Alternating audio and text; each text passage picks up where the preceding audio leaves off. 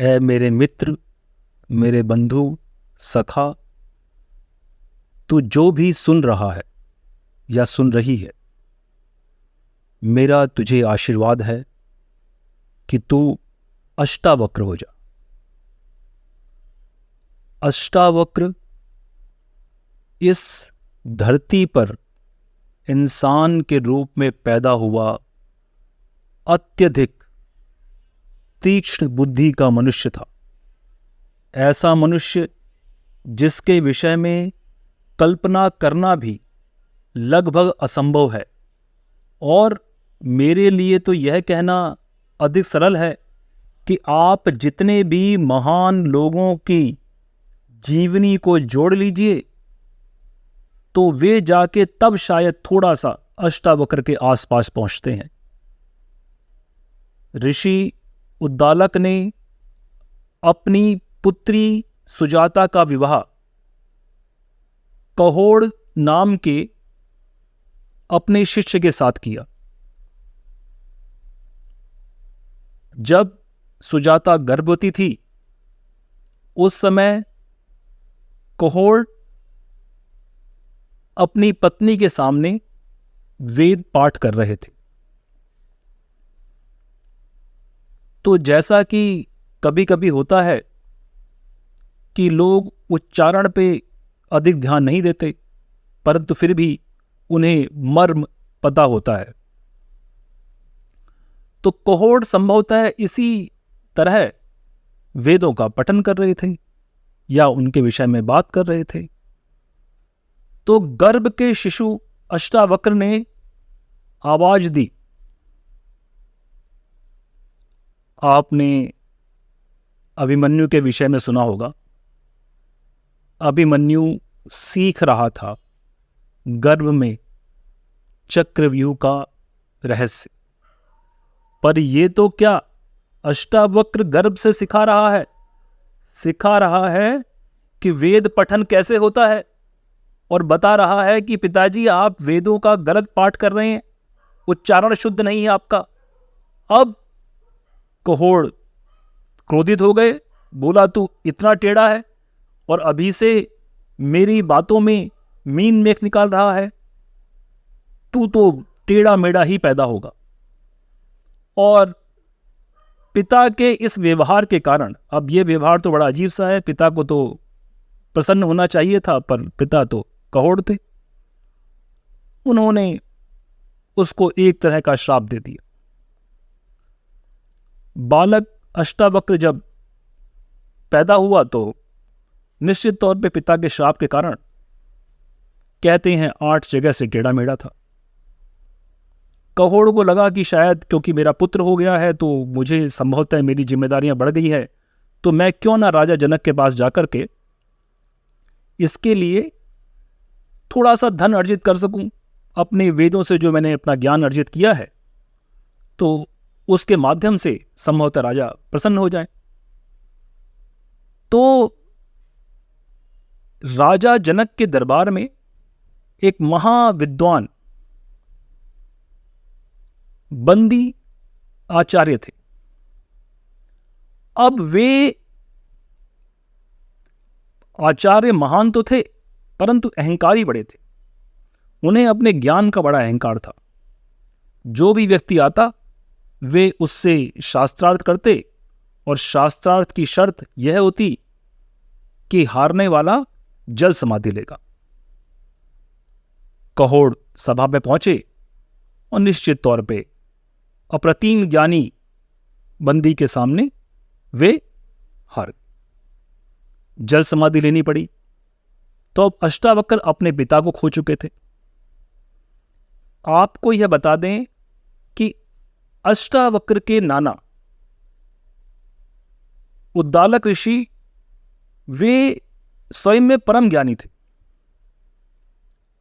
और ऐसे में उनकी शिक्षा दीक्षा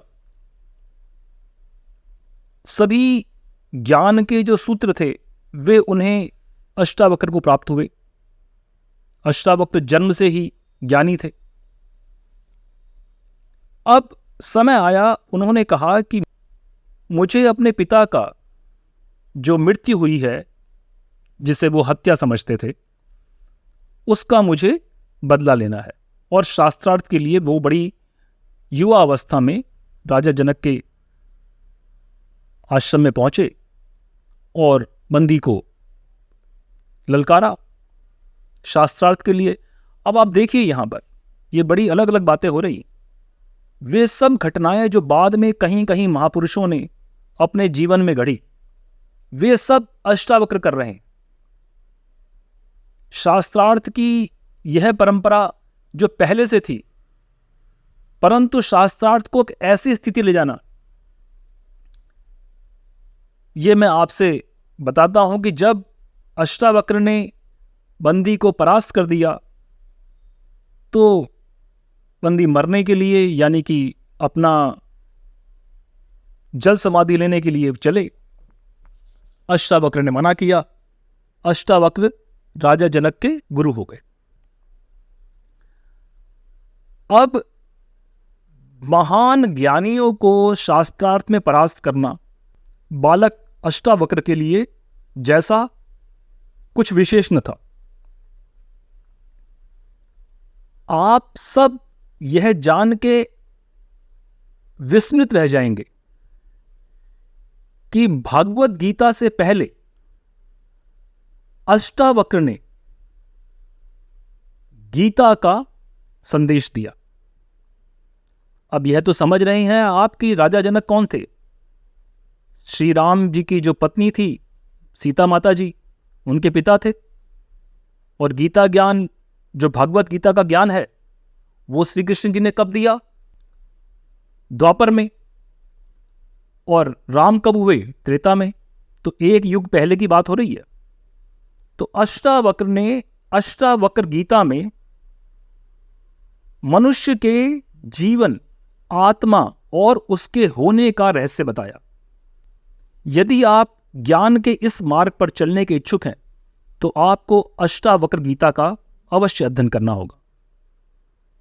वे राजा जनक की एक ऐसी समस्या के समाधान के लिए सामने आए जब राजा जनक एक दिन स्वप्न में देखते हैं कि उनका राज्य किसी दुश्मन राजा ने जीत लिया। वे वहां से भागे और भाग करके उन्हें अपने प्राणों की रक्षा करनी पड़ी। और ऐसे में वे भूख प्यास से इतने व्याकुल हो गए कि रास्ते में उन्हें एक रोटी का टुकड़ा मिला तो वह टुकड़ा चील उठाकर ले गई। कथा बड़ी लंबी है, मैं इसके छोटे छोटे मर्म को आपसे यहां पर चर्चा कर रहा हूं। और वे इतने घबरा गए कि इस घबराहट में ही उनकी नींद खुल गई। तो देखा कि पसीने से तरबतर, और जो भयानक सपना देखा था जिसमें राज्यपाट चला गया, भूख प्यास से परेशान थे, अन्न भी था तो छिन गया। अब ये भाव क्या सही भाव था, या जो वो वस्तुतः एक राजा थे और उनके पास सारा ऐश्वर्य था, या ये सही भाव था? अष्टावक्र से एक लंबा विमर्श हुआ, क्या ये सही या वो सही? अष्टावक्र ने बताया, न ये सही न वो सही, और अगर देखा जाए तो ये भी सही और वो भी सही। क्योंकि जिस स्थिति में अगर आप देखें, मैंने पिछले कुछ समय से यह अनुभव किया कि हमारे जितने भी मित्र हैं वे ये स्वयं भी जिज्ञासु हैं, वो काफ़ी जानना चाहते हैं। तो मैं जब भी किसी चर्चा को करूंगा तो मैं कोशिश करूंगा कि चर्चा को थोड़ा थोड़ा बीच में रोक रोक करके वो संभावनाएं बनाए रखूं कि जिससे आप लोगों की जिज्ञासा बनी रहे और आप स्वयं भी इसके विषय में खोजबीन करें। क्योंकि चिंतन से ही तो सही सत्य का मार्ग मिलता है। बना बनाया परोस देने से तो व्यक्ति को अगर मेहनत न करनी पड़े तो सामने पारस पत्थर भी आ जाए तो भी उसको नहीं पहचान पाएगा। तो अष्टावक्र ने उन्हें इस मर्म का अनुभव कराया कि व्यक्ति की अवस्था, किस अवस्था में कौन सा भाव उत्पन्न होता है। जब आप राजा हैं और उस स्थिति को ध्यान में लाते हैं जब स्वप्न में सब कुछ खो गया, तो स्वप्न में जो खो गया था तब राजा नहीं रहे, पर अब राजा हैं तो स्वप्न नहीं रहा। मैं अवश्य चाहूंगा कि आप लोग इस पर अध्ययन करें और चर्चा करें। अभी यहां हम अष्टावक्र होने की बात कर रहे हैं। अष्टावक्र की गीता किसी भी मामले में श्रीमद् भागवत गीता से कम नहीं है। इसमें ज्ञान का भरपूर भंडार है।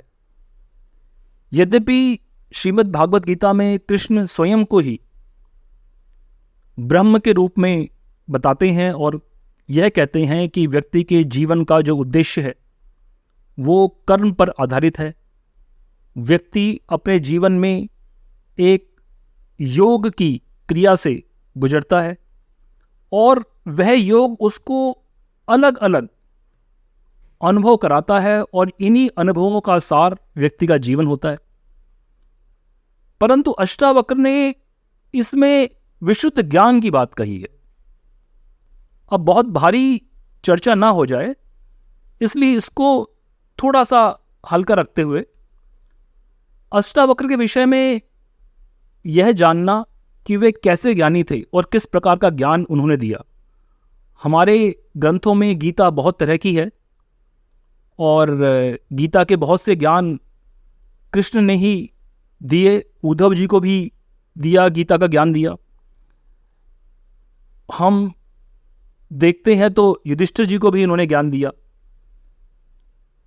वो सब अलग अलग जगह से वर्णित है।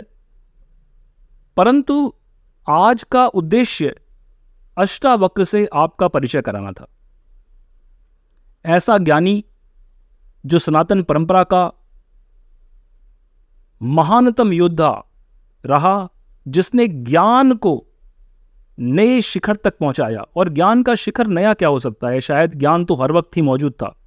हम सनातन की बात करते हैं तो जैसा कि सांख्य में कहा गया है, ऐसा कुछ नहीं है जो पहले से न हो और आप उसे प्राप्त कर लें। जो है वो पहले से है।